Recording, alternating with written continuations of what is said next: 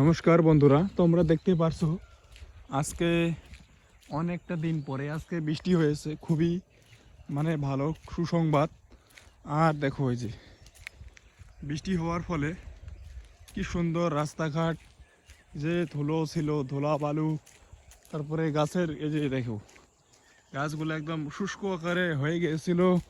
এই দেখো তার পরিবর্তে আজকেই প্রথম বৃষ্টি। আমি সকালবেলা একদম চলে আসলাম এই প্রথম বৃষ্টির যে দৃশ্যটা, প্রকৃতি পরিবেশ কী রকম অবস্থায় সেটাই তুলে ধরলাম তোমাদেরকে দেখানোর জন্যে। আর আমি এখন রাস্তা দিয়ে হাঁটতাছি, রাস্তা দিয়ে যে হাইটে হাইটে ভিডিও করতেছি। দেখো এই যে পরিবেশটা খুবই সুন্দর। দেখো পাশাপাশি এই যে আবার তো আমি আগে দেখিয়েছিলাম এইখানে যে বেগুন গাছে একজন গ্রামের ছেলে, আমার থেকে একটু বয়সে বড়, সে দেখো অনেকটাই সুন্দর হবে এখন আবাদগুলা। বেশ মজার আবাদ। দেখো এই বড়ই গাছটা দেখো না, কি সুন্দর জল পইরা ভিজা গেছে। দেখো পুরোটাই একদম মনোরম দৃশ্য।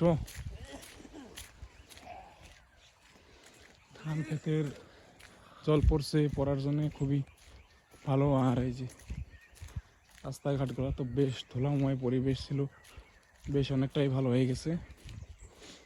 আর এই যে দেখো এই যে গাছের উপরের অঞ্চল দিয়ে নিচে অঞ্চল সমস্ত জায়গাগুলোতেই বেশ অনেকটাই ভালো রাস্তাঘাট,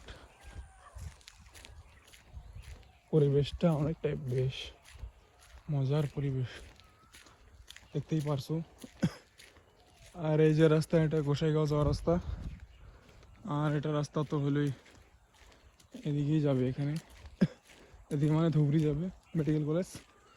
আমি আবার কুকুর দেখে খুব ভয় করিয়েছি, কুকুরটা আমার হয়তো খুবই রাগিয়াল অবস্থায়। আর দেখো ইস কি দুর্ভাগ্য, শিমুল গাছে শিমুলের ফুল আমি দেখাইতে চাইছিলাম, বাট এত তাড়াতাড়ি যে শিমুল গাছের ফুলগুলা পড়ে গেল, ঝরে পড়ে গেল, খুবই খুবই দুঃখজনক।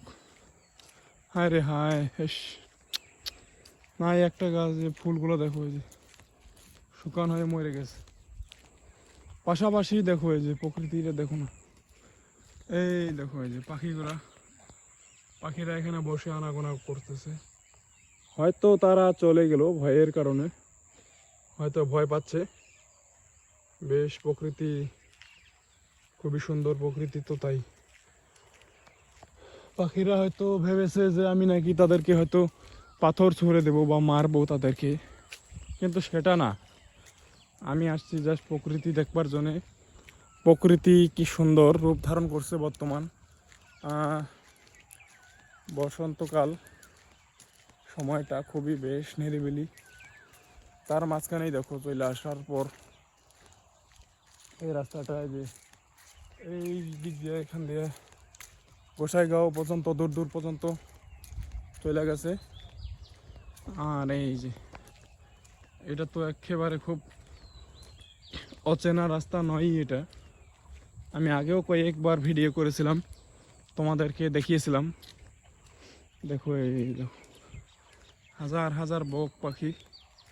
এই বক পাখিগুলো তাদের নিজস্ব আহার তারা খুঁজে বেড়াচ্ছে, হয়তো পাচ্ছেও এমনকি, কারণ ধানের ব্যাপক সংখ্যক ধান এখানে প্রতি বছরেই আবাদ ফলন হয়। তারা নিজের পেটের চাহিদা তারা এখানে পূরণ করতে পায়।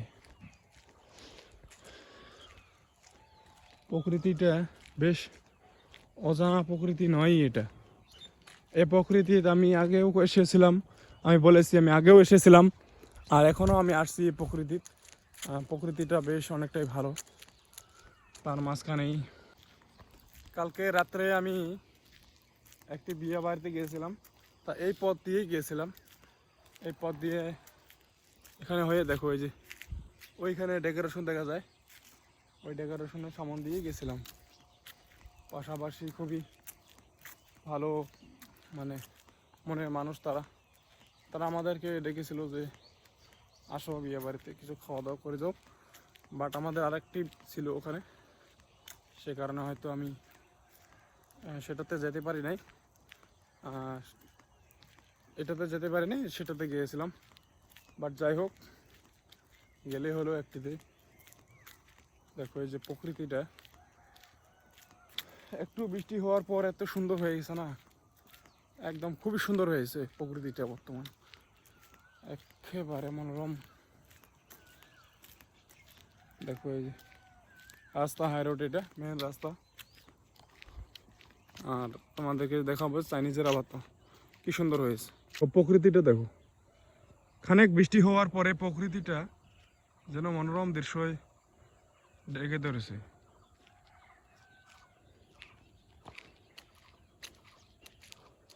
খুবই সুন্দর আকারেই দেখা যাচ্ছে।